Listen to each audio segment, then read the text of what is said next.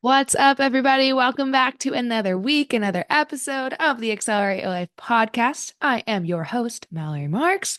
Solo episode today. This is the episode that is dropping before Thanksgiving. Well, I guess there's going to technically be an episode on Thanksgiving, I believe. But obviously, I needed to get you information on how to tackle Thanksgiving before Thanksgiving so that you are well prepared. Plus, I know it is the season of Friendsgiving too. I might have even sorry, but be late to getting you some advice for tackling the Friendsgivings as well. I've already been to two Friendsgivings. So, look, basically what I'm trying to say is we be eating, okay? We be eating a lot of food and it's great. We love it. But also, I know this can be a stressful time for a lot of people.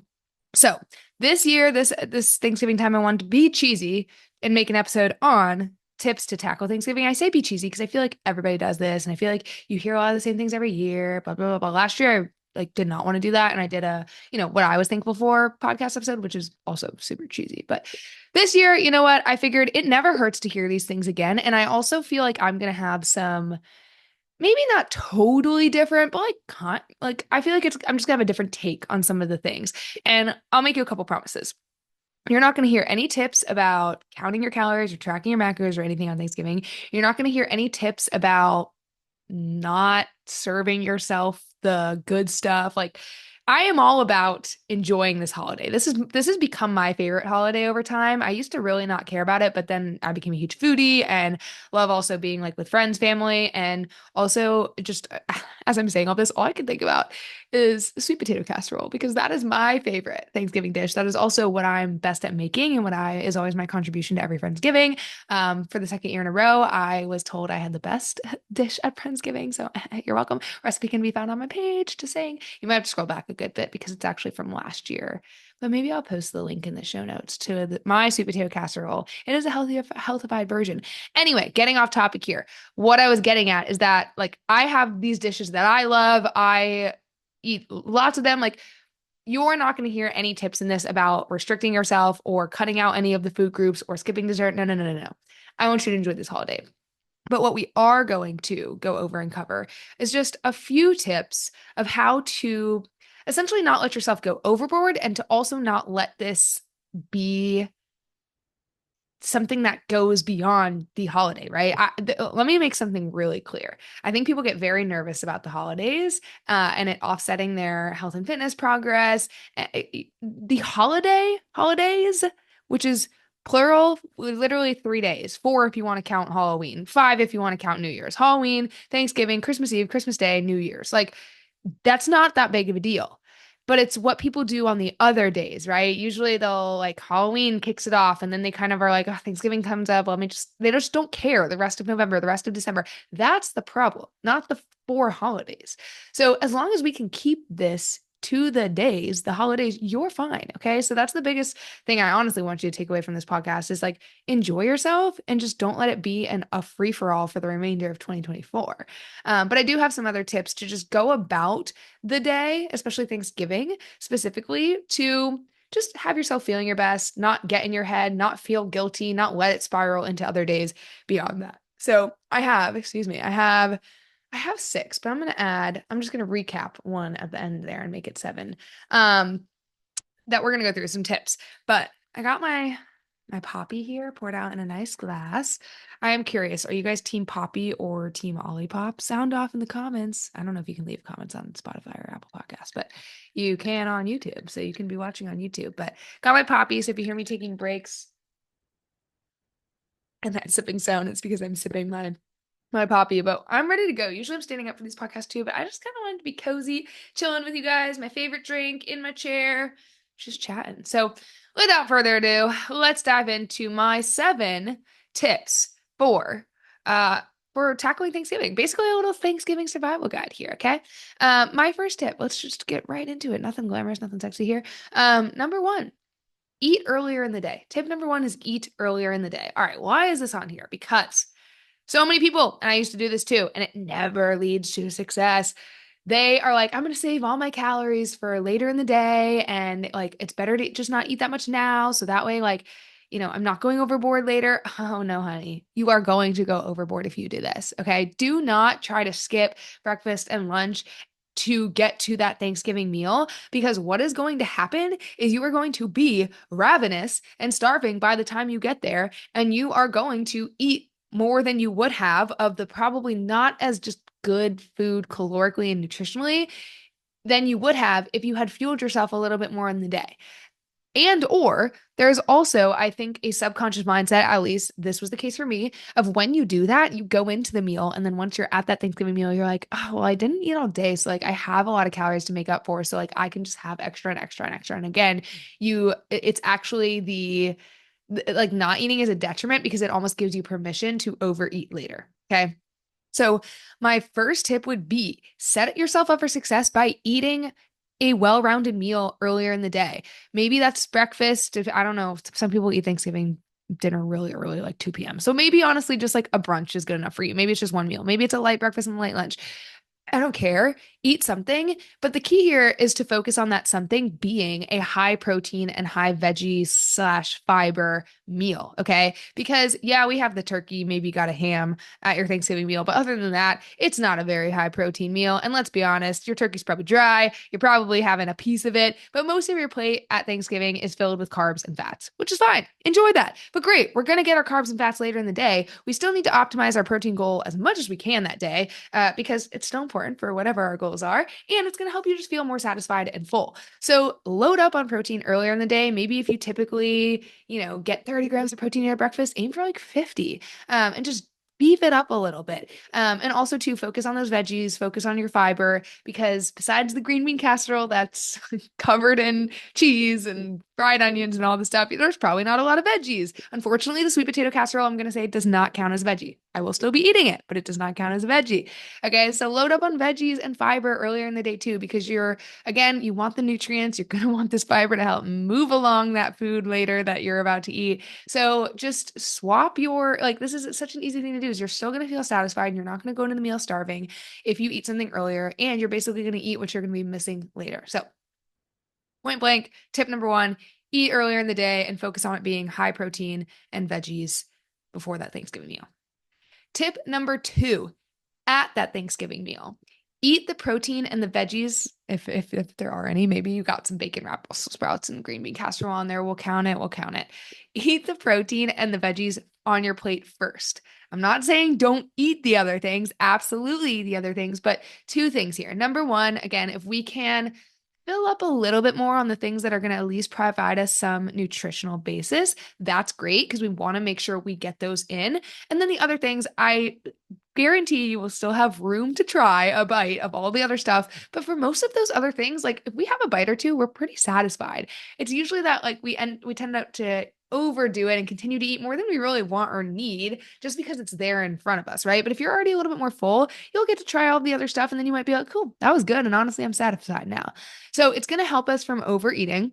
But also, too, it's really going to help our blood sugar from getting into a very wacky rhythm for that rest of the day, because carbs spike our blood sugar quicker and easier. And a lot of the carbs that are going to be at that Thanksgiving meal, again, like sweet potatoes are great, but the marshmallow topping or brown sugar topping on top of the sweet potato casserole, or what else? The bread roll, like these things are quick digesting carbs that are going to spike our blood sugar, which is not a great thing. And we're going to crash too. And so what we want to do is stabilize those blood sugar spikes as much as we can. And something that helps do that is by pairing those carbs with a protein and fat source. And I would love to see like a good, and trust me, you're getting enough fat in those meals. So we're good there, but protein and fiber and a fat source. And that's going to help stunt those blood sugar spikes a little bit more. And also if we can eat these before we consume those carbs, it's really going to help that as well.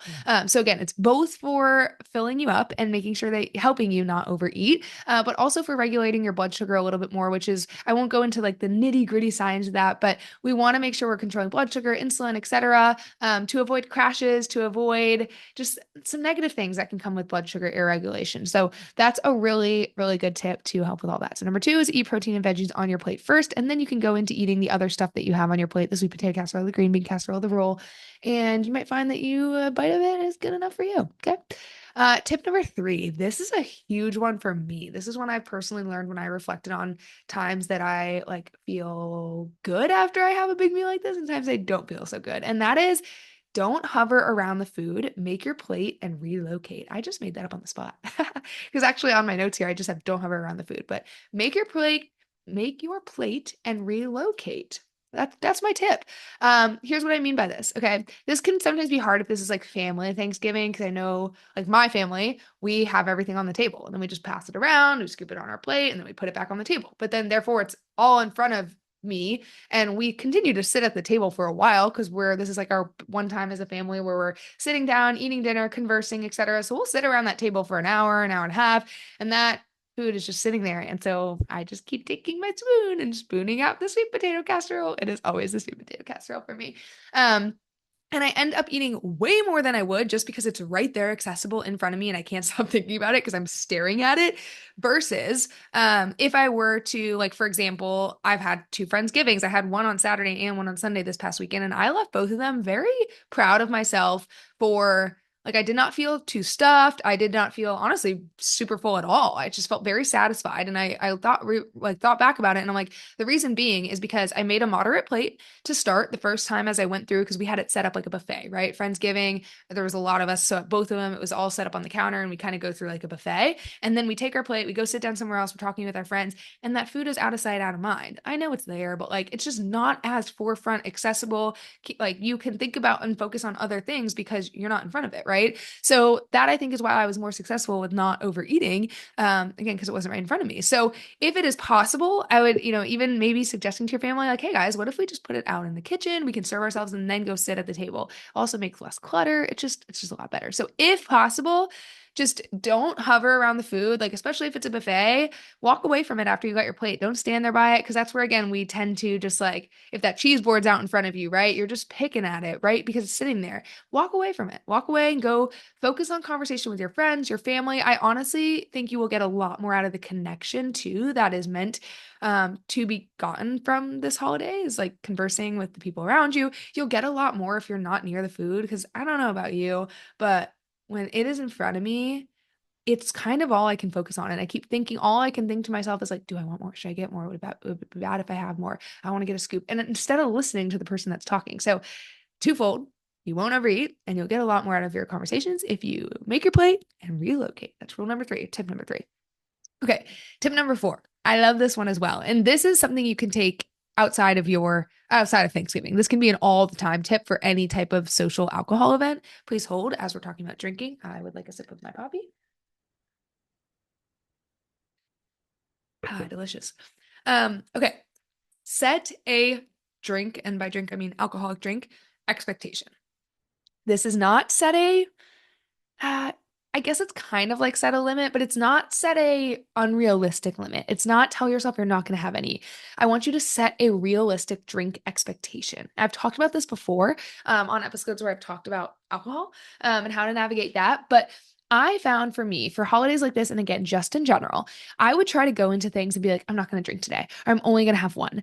And it just wasn't a realistic expectation for me at where I was with my journey with alcohol at that point. And what would happen is I would end up then having two. If I told myself I was gonna have 0 or 1, I would end up having two, which isn't really bad. Like 2 is very, very reasonable. But because it was more than I told myself, I was annoyed with myself, disappointed in myself. I already screwed up. I already like had 2. Might as well just have more because it's already messed up, right? And then I would end up having 3 or 4, or I would just have 2 and feel super guilty about it the next day and just be really in my head, whatever. Whereas if I would have just told myself and been honest with myself of like, look, this is an event with my friends. This is Thanksgiving with my family. I only get to do it once or twice. I know I want to have one of our, apple cider mimosas. Like, I know I'm going to have one. Let's just be honest about it. I am going to tell myself that 2 is a good number. What happens is I go in and then I have 2, and that's good and plenty. And I don't feel disappointed in myself because that's what I told myself I was going to do. So then I don't really end up having more because it's not like this all or nothing. And I don't end up feeling guilty about it the next day. And it's the same amount that I would have had I told myself I was going to have 0, but I don't feel guilty about it because I set the expectation. Does that make sense? Like, essentially, just be realistic, set yourself a realistic limit, because if you set yourself that realistic limit, you're a lot more likely to stick to it rather than go like into that all or nothing mindset because you didn't stick to your unrealistic limit. I hope that makes sense. But yeah, just set a like expectation or set a goal, I guess, of like, here's what I'm going to try to keep myself. It's reasonable, but it's not unrealistic. Okay, that's rule number 4 when it comes to alcohol or tips. Sorry, not rule, just tips, just tips. Tip number 5. This kind of applies for Friendsgivings, or if you're contributing a dish to your family Thanksgiving, bring a healthier dish. And this is because this allows you at least know there's one thing there that you can load up on a little bit more if you're still feeling hungry or you want seconds, that you like, kind of meets some nutritional goals or just isn't as calorically expensive. Again, that's why, excuse me, this poppy has got me burping a little bit.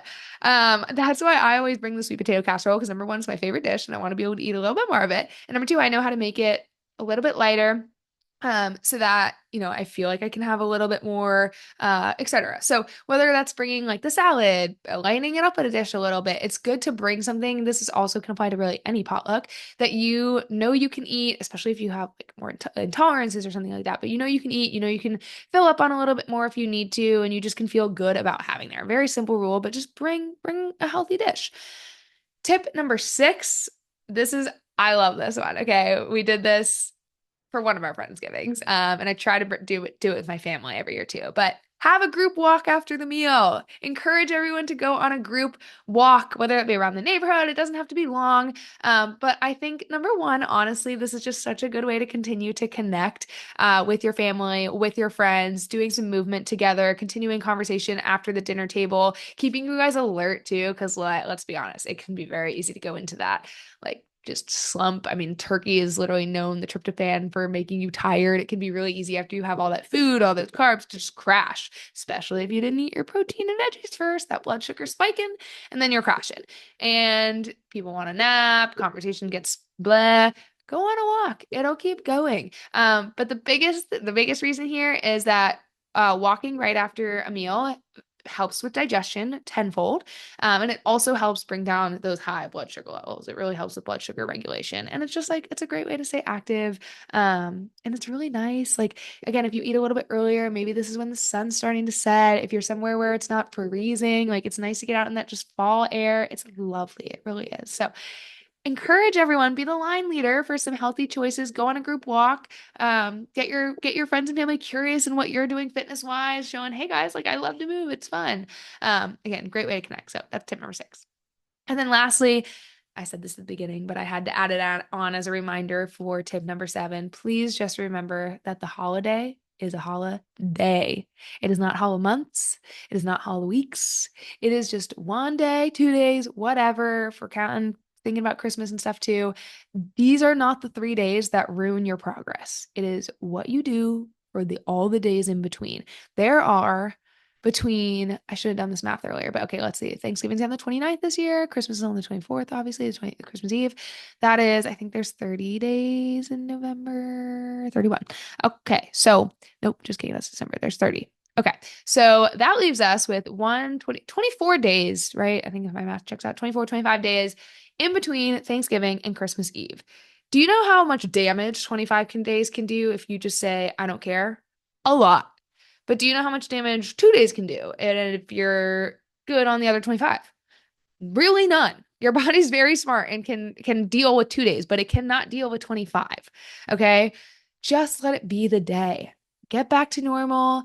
I should have maybe added something on here about leftovers, but we'll talk about it really quick because I think that's something I get a lot is like, okay, yeah, like today, but now we have all these leftovers in the fridge. Like, what do I do? That's fine. You can eat the leftovers. Maybe if you're somebody who is tracking your calories or macros, just try to account for them. It doesn't have to be perfect. I know that you don't have the exact amount of calories of your mama's sweet potato casserole. I obviously love the sweet potato casserole, but you don't have the exact calories of the green bean casserole, whatever yours is. But you can go into MyFitnessPal and just type generic green bean casserole. Yeah, you're going to get 5 different things in there. Take the one that sounds the most right, the average of the middle. Take a guess of how much you're serving yourself. It's not going to be perfect, but you're at least accounting for it. And it's giving you some perspective of what you are eating. And you can log it, set it, and forget it. Okay, so one tip, if you're worried about leftovers, would be just go back to tracking and still incorporate them into your day and work around it. If you're not somebody who's tracking, another tip would just be like just portion them out. You maybe don't have the same portions that you would have had as a Thanksgiving meal. Like something I do is typically the next day I'll make a salad and I'll add the turkey to the salad. I'll add like the cranberries to the salad. If we had that, I'll add like Brussels sprouts to the salad. And I'm like taking smaller portions to make a more nutritious dish from it. Or I'll make a turkey sandwich, stuff like that. Or what else have I done in the past? Like the sweet potato casserole, I'll have like on the side with my scrambled eggs in the morning as like a little, like as the carbs, something like that. So just take like other places of your normal meals. Maybe you have oatmeal in the morning. I don't know. And that's a carb meal, but you have some carbs like sweet potato casserole, or I'm sorry, that's all I can think of. Or the rolls that you would like to eat as leftovers instead. Just switch it up. Like maybe instead of having that oatmeal that morning, have a protein shake so you get the protein in and the roll on the side. I don't know. Just replace what you normally have, like the carbs that you would normally have or the fats that you normally have with the carbs and fats that you have left over from Thanksgiving. So that would be my tip. And then maybe after 1 or 2 days of leftovers, you can either freeze stuff. Don't forget you can freeze things. Or maybe it's like, okay, look, I had my fun. I ate 3 days worth of it on the day, 2 days of leftovers. I'm just going to throw the rest away.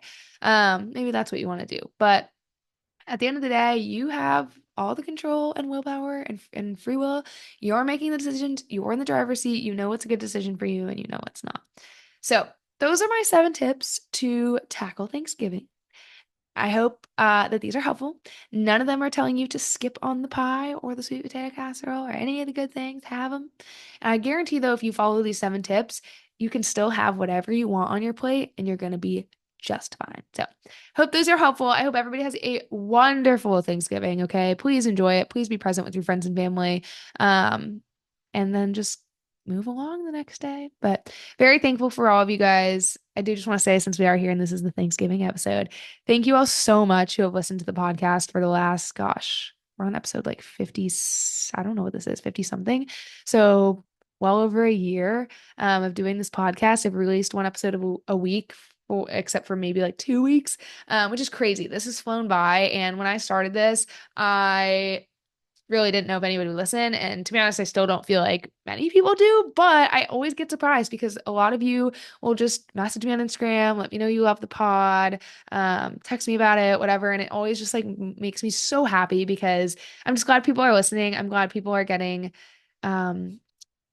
like help out of this or support out of this or like just getting gems out of it that are helpful for them. That was my only goal with this, was just being able to give free help, advice, service, whatever, connect, feel like friends because you guys are my friends. So all that to say, just thank you so much for being here and continuing to listen week over week. And wait, hold up. Okay, anybody remember that song? Hold up. Hey.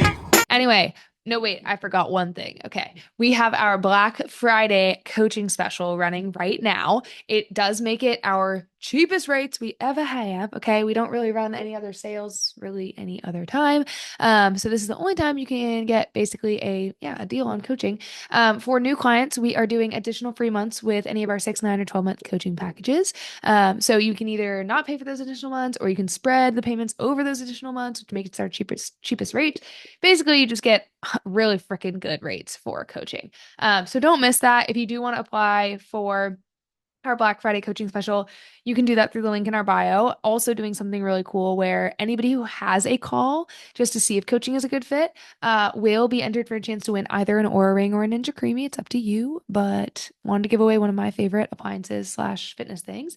And there's no pressure. Like if you apply for coaching, we first have a Zoom call and we go over what coaching looks like. We make sure it's a good fit. We build out a plan for you, and then you can decide from there if it's something you want to do or not. If it is, amazing. If it's not, that's okay. But either way, you're entered to win one of those things. So definitely make sure you apply through the link in our bio if you're interested in the Black Friday specials.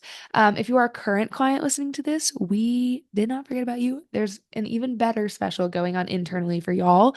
So make sure you just check out the WhatsApp group, your group chat with your coach, and they will help you take care of that if that is something you want to do. But okay, that is all. Love you guys. Bye.